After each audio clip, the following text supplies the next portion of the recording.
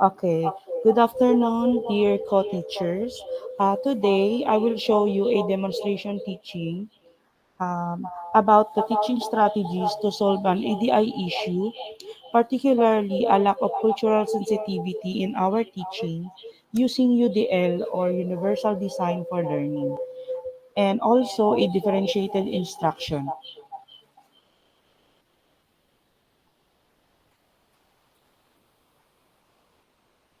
Everyone, good afternoon, co-teachers. Today, I will show you a demonstration teaching about teaching strategies to solve an issue regarding um, lack of cultural sensitivity in our teaching using universal design of learning and differentiated instruction. And today, we will act as grade 3 pupils and to become active listeners and participative in our Arabic curriculum subject. Okay, so for today's learning competency or objectives, you will define the term cultural sensitivity and explain its importance. Number two, you will identify and describe at least two Filipino traditions. Number three, you will demonstrate respect for diverse cultural practices. So, yes, Ma'am Jen? Their clothes different from Yes, yes, that's true. No, from our clothes, they are different from them because we are wearing t-shirt and when it is hot, we are wearing shorts unlike them. How about is their headdress? Yeah, they are using like. Okay, from this picture, I asked them to describe and tell me what makes them unique or differ from other group of people.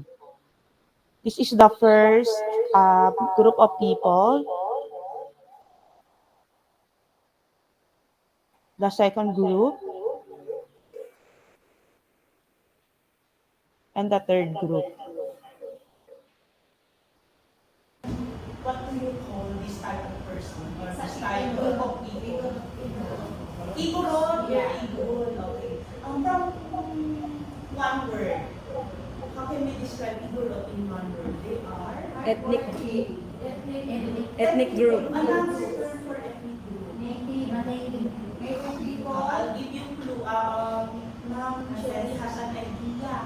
Cherry, what's your idea? What's your answer? There are indigenous Another people. one. It starts with letter E. E. Yeah, very good one. Tribe. That is tribe. These are what we call the group of Tribe. people. Another celebration of each tribe. So, okay, so a while ago, as you hear the video, I asked them how do they call the group of people? So someone said the final answer is the word tribe. Okay. The first one, let us talk about the way of dialect of Antanati tribe. In Antanati tribe, good morning means logis ay aksam. Okay. And there, famous festival they are celebrating is the Alabena. Okay, and then I asked them that um, there are many dialect that every tribe is speaking. Just like this one, that Kankanai tribe, their dialect in Good Morning is Gawis ay Agsapa, and their famous celebration is the Panagbenga Festival. The second tribe is the Ati tribe, and their dialect in Good Morning is Mayad nga Aga, and their famous celebration is the Ati-Atihan Festival. The last tribe is the Sugboanon tribe, and their famous celebration is the Sinulog Festival.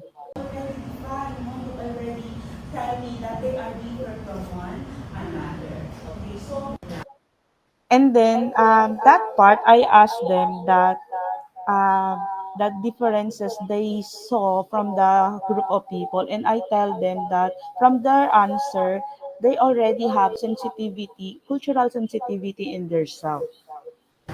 unlike us. So, do you or you will laugh at them? No. Okay, go why?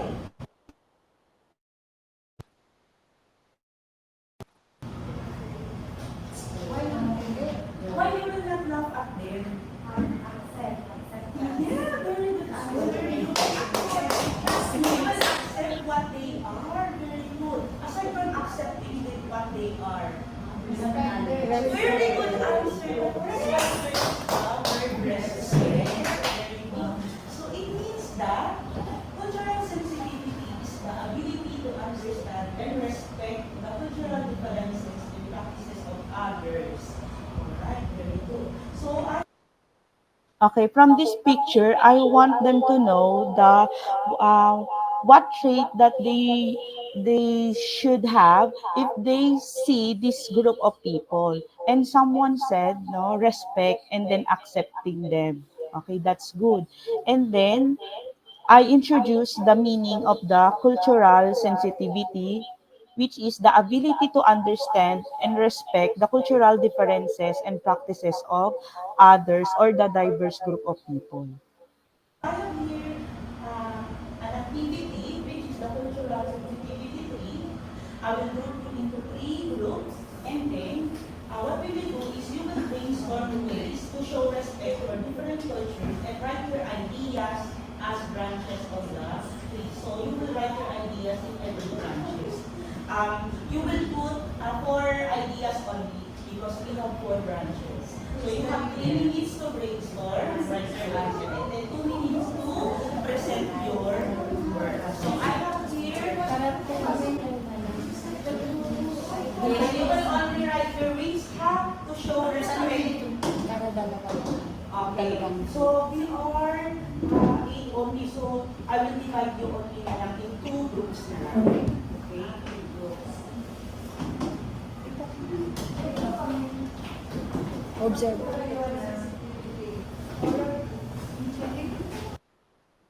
Okay, their first activity is all about cultural sensitivity tree. So what they're going to do is they're going to brainstorm ways to show respect for different cultures and write their ideas as branches on the tree. They have 3 minutes to brainstorm and then write their answer and 2 minutes to present their work.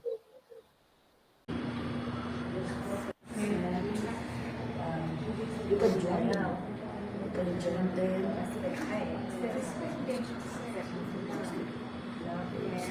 And ano din, parang promote. Promote their tradition. Or we can respect their tradition. This is our Okay, so I let them present their work in front about their output. output. So, this is the way we can share and we can show our respect for different cultures by first is we need to respect them, accept, appreciate, promote, join, or understand the culture of different tribes. All right. Okay. Our family tree, our family tree, It's about the cultural sensitivity tree. Okay. The first one, we need to accept what they look like or what they Yeah. are. And then respect their tradition. Yeah, Other right. kasi they wearing only bahag or yung iba naman super balot. That's why we have differences. So, respect also what the way they clothes o the topic ko na and give love and care. All right, very good answer. Everybody. Okay, so this is their output. Okay, the next activity is that I will show them captivating video showcasing vibrant festivals of the Tree Tribe. The first festival is all about the Sinulog Festival.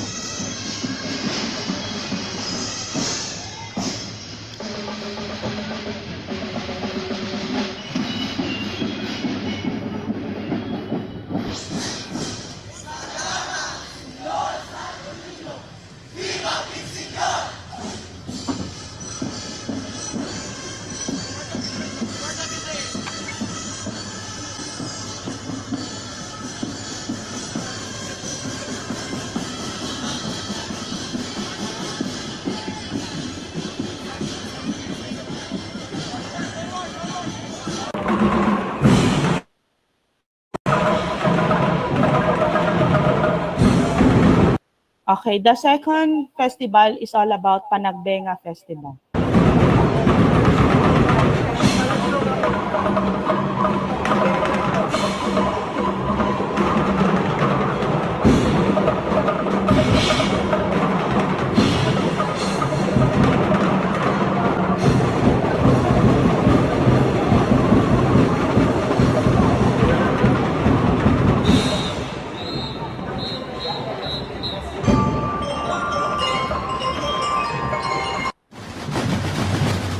And the last festival is the Ati-Atihan Festival.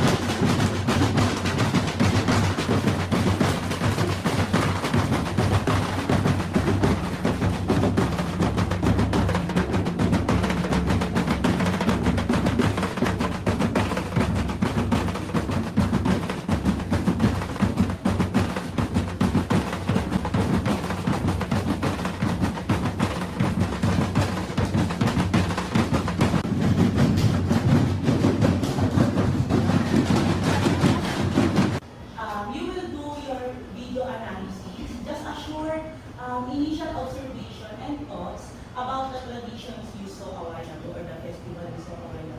You will describe the festival's color, music, costumes, and overall atmosphere. Just write 3 sentences on this.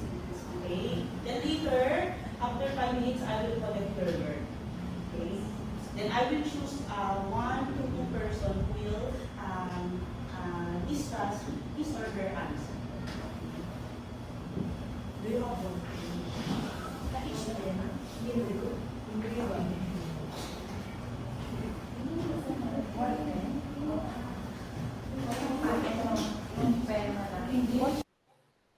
Okay, for the next activity, I asked them to analyze the video that they are watched a while ago. So what will they do is to share their initial observation and thoughts about the traditions or the festival. They will describe the festival's color, music, costume, and overall atmosphere, and then write 3 sentences only. After that, I will collect their work after 5 minutes.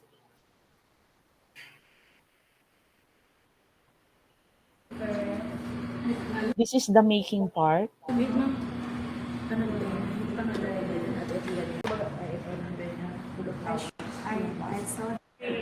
Are both And then I call 2 teachers to describe their work. active in dancing. Second, the Sinulog Festival, they dance graceful in their step. And then number 3, Ati-Ati, it's also one of the cultural tradition of Antique, I think. Yeah. And for Pinagbenga Festival, is a cultural dance that dance by the, ano ba yun? In Baguio, which it's so colorful, the different design of the flowers, and they're in the parade. Yeah. Okay. ang cultures nila nagita ng sayo. Papakita nila ang kanila appreciation sa kanilang festival. Sinunod, pinakalaga nila dito sa Viva Santo Niño. Ang birthday na nagbenga kasi sa Salamat Festival sa pamamagitan ng magpapakita ng iba't ibang bulaklak. And these are their outputs. Okay.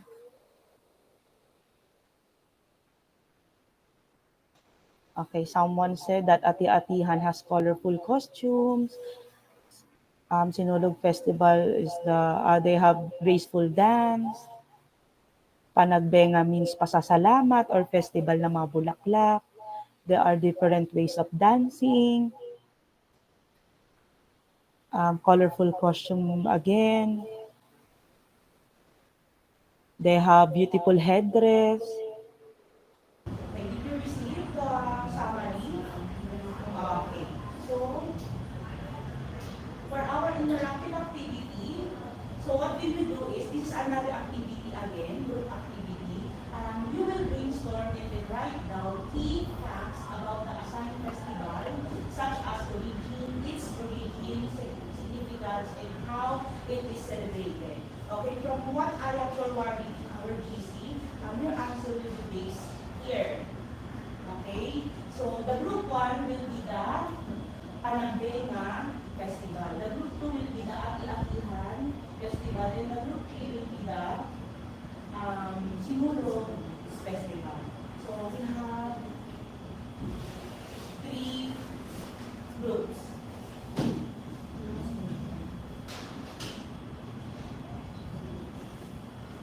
Kindly take the picture in the cartolina.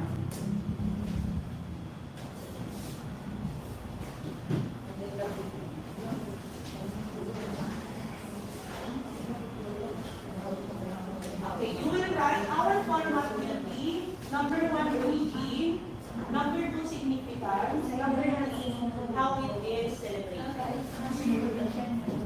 Yes, ma'am.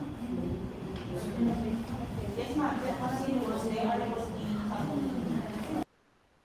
Okay, for the next activity, I let them give the written summary and the audio description for our topic in our group chat. And this is the screenshot. And for that activity, they will brainstorm and then write down key facts about the assigned festival, such as its origin, significance, and how it is celebrated. They have also 5 minutes to complete their work.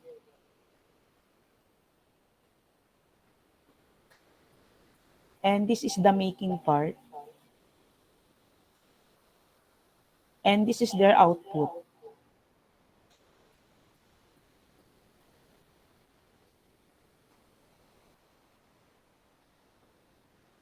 For respectful dialogue, each group representative share their key takeaways about their assigned festival.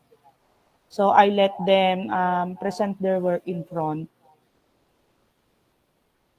All The right. origin came from Portuguese, and the Sinulog Festival means sulog, referring to water current and rhythmic dance step of Cebu River. All right. Significance represents the religious devotion of the Cebuanas. Okay. And then how it is celebrated, solemn religious procession carrying the Santo Niño on the street. Oh. But origin, it was originated in Baguio City, and Panagbenga comes from the Pampanga language, means season of blooming.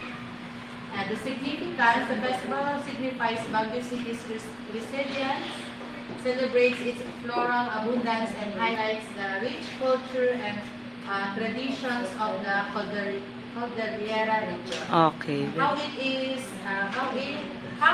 celebrated? It's celebrated with grand activities such as vibrant flower-filled float parade, energetic street dance inspired by Cordillera tradition, and showcase the city's floral and cultural heritage. In the Visayas region. The significance it commemorates the harmonious relationship between the Ati and the Mawan. All right. So they're celebrated this week-long celebration on the third Sunday Sunday of of January. every January. All right. Very good. Okay, for our differentiated instruction, so I will divide you into 2 groups, no? So what will be the basis of this? The advanced learners are the learners who always answering, who are always actively participating, okay? So their activity is, you will write a brief connection between your assigned festival to social context. So you will relate it to the social context in our country, okay? And then for the struggling learners, these are the quiet ones, okay? So you will complete the Venn diagram and write the similarities and differences among the 3 festival we discussed. So you will base your answer also to our summaries a while ago in our GC, okay? You will base your answer on that. So I have your worksheets for struggling learners. Again, you will complete the Venn diagram. So the name of the festival is already written here. So you will write in the middle, you will write your similarities. Okay, the similarities of your celebration. On the outside, there are differences from one another. Okay,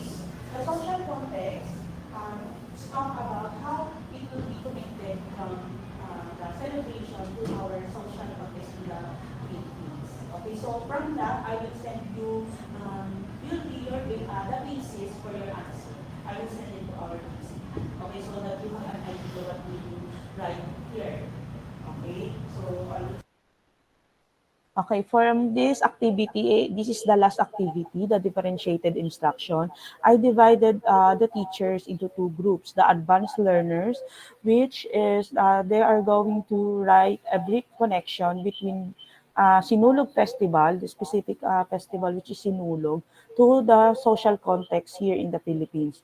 And the other group is the struggling learners, where they are going to complete the Venn diagram and write the similarities and differences among the three festivals that we discussed.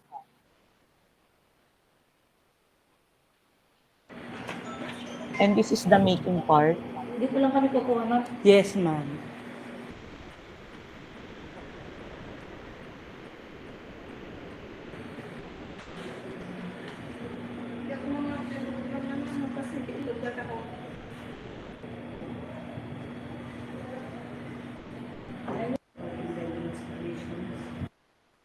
And this is their output, the social context and the Venn diagram at the right.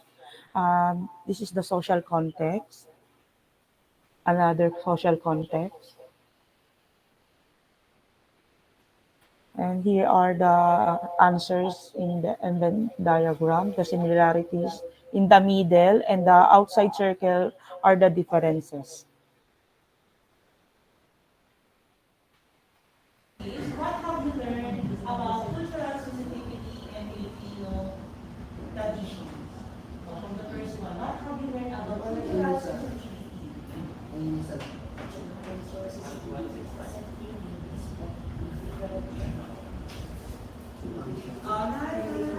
Right, on the initial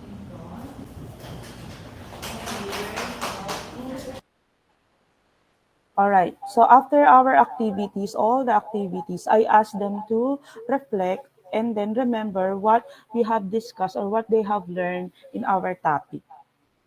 So these are the questions. What have you learned about cultural sensitivity and Filipino tradition? And how can you show respect for different cultures in their own lives? Or what they races. That's why they're both Filipinos also. Okay. That's it.